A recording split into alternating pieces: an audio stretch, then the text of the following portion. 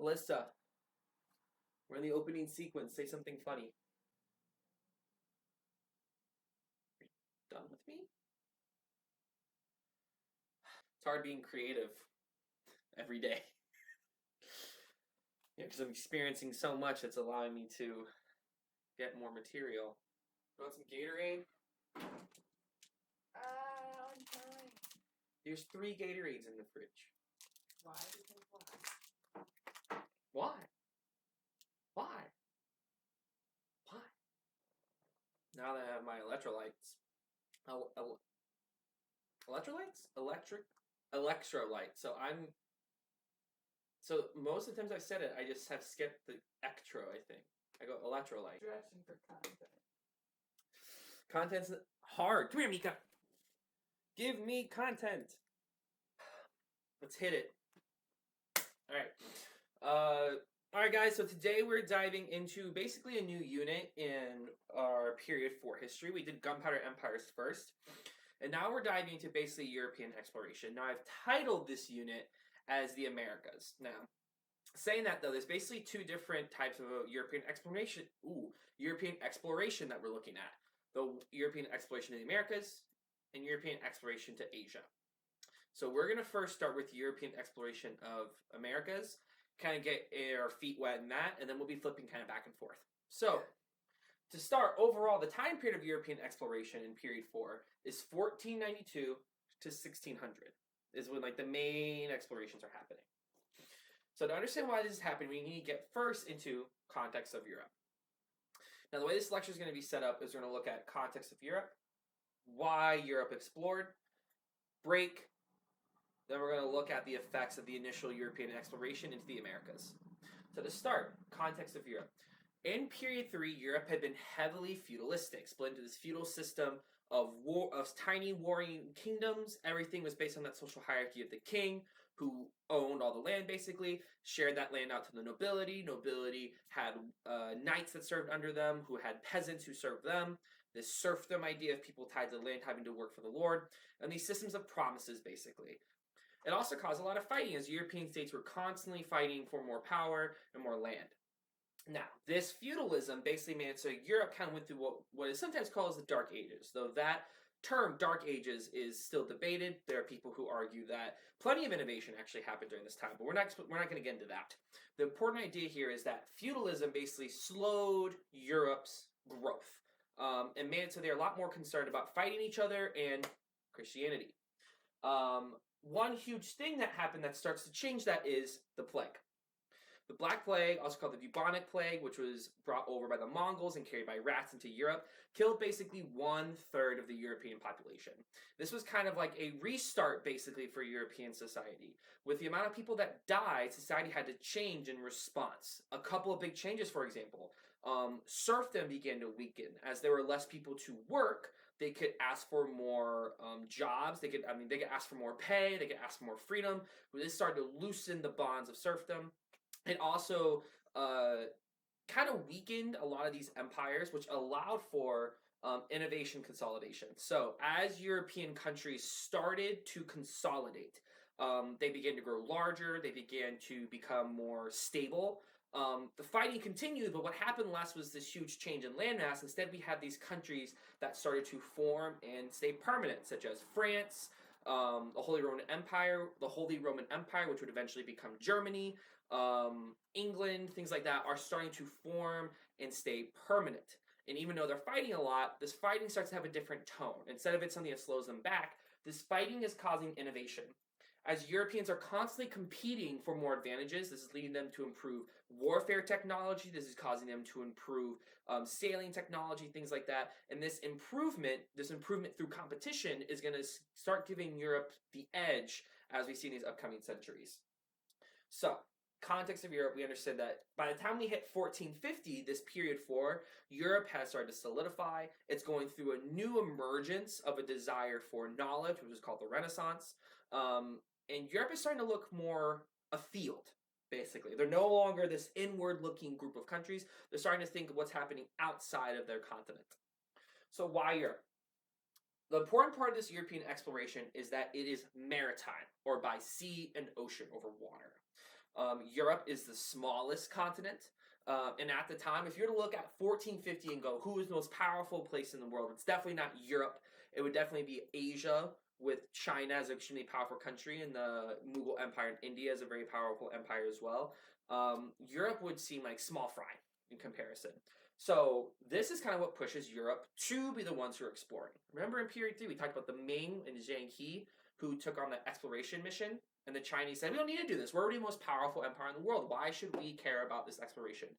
Exact opposite for Europe. Since they're so far behind, they have reasons to expand. So we're going to look at some reasons why Europe is pushing and taking part in this huge maritime exploration. So first, Asian luxury goods.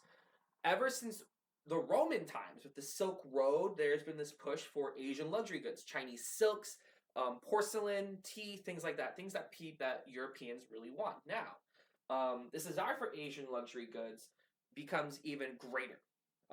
As countries solidify, people start to gain wealth from this solidification and stability. The nobility, of course, want to show off how wealthy they are and to show off their high class by getting these luxury goods, which are very expensive. Not only that, the Crusades opened this up as well. Remember, we've talked about the Crusades, which were those holy wars that happened in period 3 around 1200. Even though Europe lost these Crusades, the big thing is that this constant fighting within the Middle East, Crusaders brought back a bunch of these Asian luxury goods, and it kind of reignited European desire for Asian luxury goods. You look at throughout the Dark Ages or early feudal Europe, European lords kind of lost all these Asian luxury goods that the Romans had cared so much about. With the Crusades in the 1200s, European nobility go, wow, these Asian luxury goods are really nice. We want these again. We really desire them. So this increased desire for Asian luxury goods coming from the conflict of the Crusades. Second, this improvement of technology, specifically sailing technology.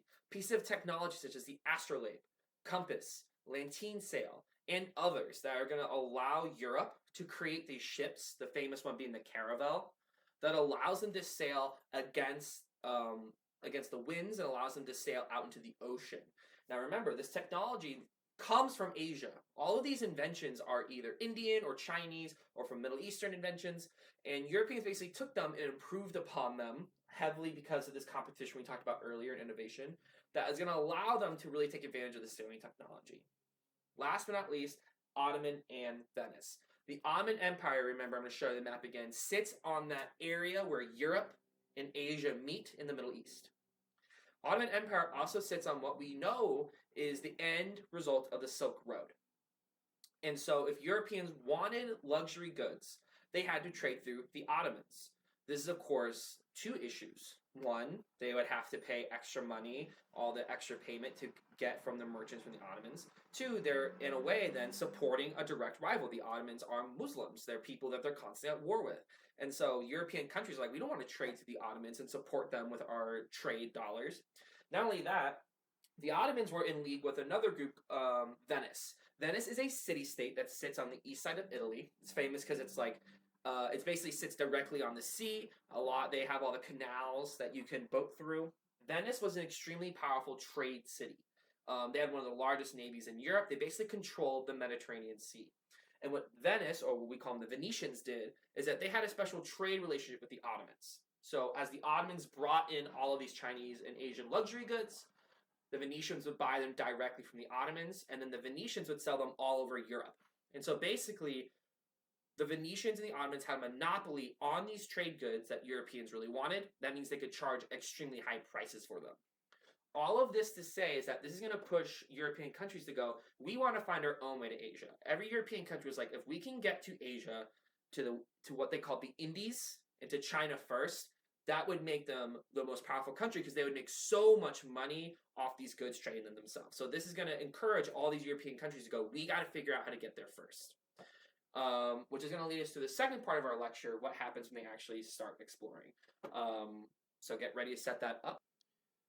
Hey guys, so this break period is not going to be as silly as usual, mostly because I am progressively running out of things to do for a joke. I will try to think of more things, but I think what this break period can also be is also make it something a little bit interesting. So if there is a very specific topic that you'd like to know more information about, If there's just some general skills you want me to talk about, maybe you want to learn more about how to tell something's fake online. Maybe you want to know something about the election. Maybe you want to know something about a really specific point in history. Maybe you just want to ask me questions about adult life.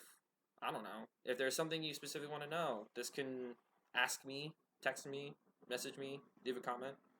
And for one of my break periods, I'll do a quick little mini lecture about it, or mini question and answer session. So let me know. All right, on to the second part of our lecture. Basically looking at the initial effects of European exploration into the Americas. So on the first part of the lecture, we talked about what caused them to explore. Now looking at the initial or the first effects of the exploration. So first, we're looking at how the Europeans decided to go west. Now, there are some myths that I want to clear up real fast. Some people claim that Europeans thought the world was flat. That was something that had been figured out a long time ago. Most Europeans believe that the world was round. The big deal is that no one knew how big the ocean was. No one knew what was out there. And basically anyone who had tried to go out west didn't ever come back. So people just didn't really know what was going to happen. With this new sailing technology, though, an explorer by the name of Christopher Columbus, who was Italian, offered his services, and he claimed that if he sailed west, that he would get to Asia.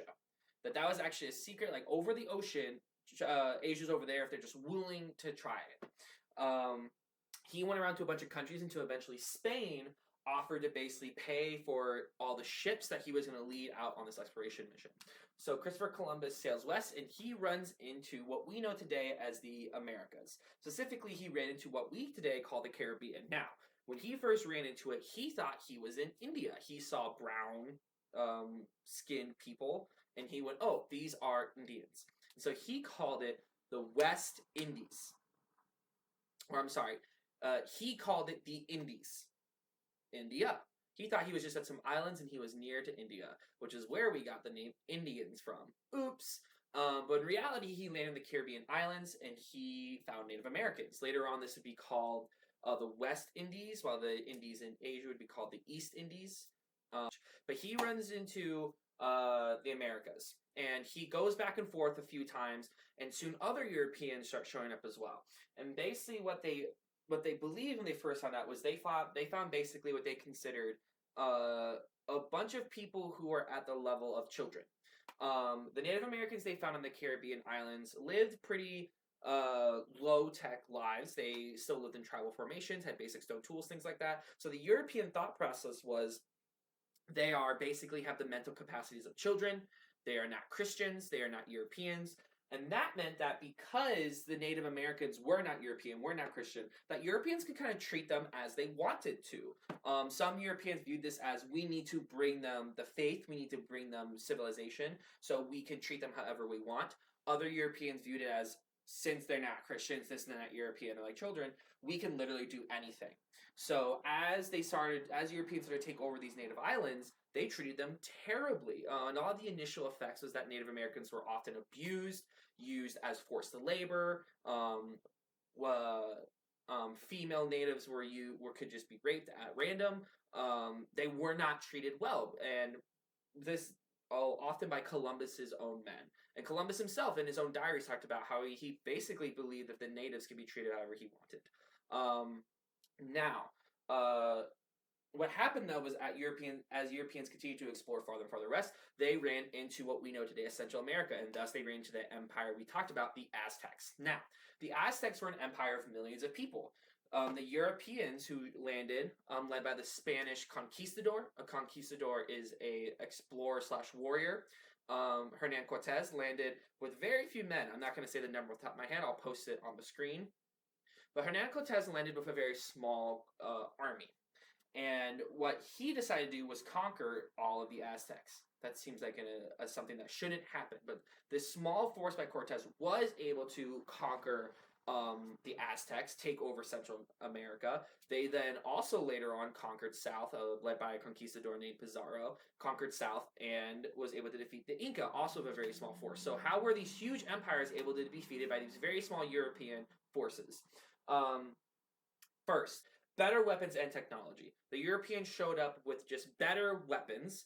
A few things they had, for example, were steel swords, which are better than iron swords. They had steel armor, which which was very difficult for the natives to pierce, both with any arrows or any clubs that they had. They had guns, which were very intimidating to the natives. They'd never seen cannons before. They'd never seen guns before, and so these were something that the natives were like, whoa, like would be intimidating, would actually scare Native Americans from fighting. They also had animals. But by that I mean specific animals. The Europeans brought over horses. In North and South America, there was no big, what we would consider draft animal. A draft animal is an animal that humans use for labor. For example, Europeans have cows, they have horses, they have, in Asia, they have buffalo, they have water buffalo, things like that. Native Americans had no draft animals. The closest thing they had was the Inca used llamas. Llamas were very important to them. But when the Europeans showed up on horses, the natives had no idea what to do with them. They were, once again, intimidating on the battlefield and made it so Europeans had an advantage when fighting. But basically, these horses and weapons gave the Europeans a huge advantage. Second, disease.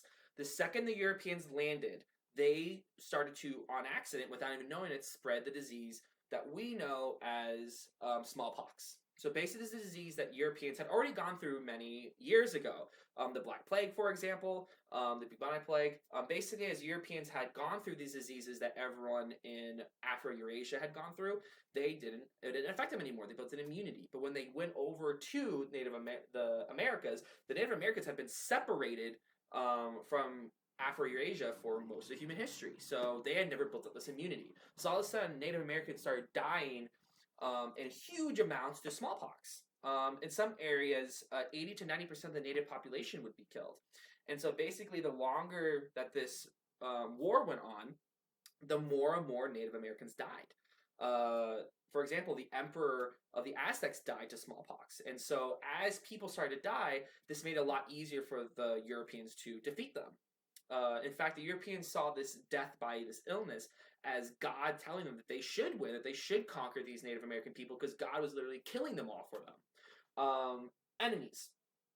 As we talked about with the Aztecs and the Inca as well, they had built up a lot of enemies during their conquest. The Aztecs, remember, were always putting on rebellions. The Incan also conquered many people who would love to not be under the Incan power anymore. And so what the Europeans did really effectively was that they would go up to the enemies of these empires and say, we are going to free you. We are going to give you your own land back. We're going to let you rule on your own if you help us defeat them. This also kind of goes with the idea of promises. The Europeans would often give a lot of promises early on when they showed up, that they would free people, that they would allow them to have their own land, that basically the Europeans were there as liberators. And these promises were lies. The Europeans wanted to colonize. They wanted to take over. And so the European army was often heavily made up of natives who were fighting against the Aztec or fighting against the Inca. So the Europeans were able to conquer them. Now, what were the Europeans after? Why did the Europeans go through this huge push to colonize this huge area? Number one was wealth. The Europeans were exploring to find Asia, this idea of wealth. When the Spanish showed up to the Americas, they went, well, this isn't Asia, but we can still try to make some money off this. Their initial thing that they wanted was gold. Columbus, Hernan Cortez, Pizarro were all looking for as much gold as possible. Gold was the easiest way to make wealth. And all the conquistadors that fought in the Americas were also trying to gain wealth. So first was gold. Second was land. As gold was not found in the amount that they were looking for, many conquistadors decided to take land because they knew if they had a lot of land, they could grow food that they could then sell. So the initial push was gold and then trying to get as much land as they could. In fact, conquistadors started to marry local native nobility to gain the land that they already owned and things like that. We'll be talking about more later about as the Spanish began to colonize the Americas, what it looked like. Another reason the Europeans wanted to colonize this area was to spread Christianity. Christianity, a big tenet of it is to try to get as many people as possible to convert. You are actively saving people's souls when you're converting them to Christianity. So the Spanish wanted to colonize all these natives, and because they were saying, like, we need to convert them to Christianity. We need to save them. And so the church, the Catholic Church, heavily supported the Spanish because in their view, the Spanish were actively finding all these new people to convert and save their souls and dedicate themselves to Christianity. But basically, the overall initial effects that we saw was often abuse of the natives by the Spanish. It was often conquest, thanks to better technology in animals, along with disease and the turning of natives against other natives. And last but not least, the European view of the natives as children, as people it was okay to conquer because they consider themselves better than them. They weren't Christian, they weren't European, so Europeans had the right to rule them. All right, that's the end of the lecture. Make sure you get your notes updated, clear, concise. Make sure you feel free to rewind, find anything that you missed, and listen to again. Make sure you are completing that graphic organizer I'm attaching. Also, make sure you're completing those lecture notes and turning them in, as I'll be checking those. And make sure you complete that exit ticket. Good luck.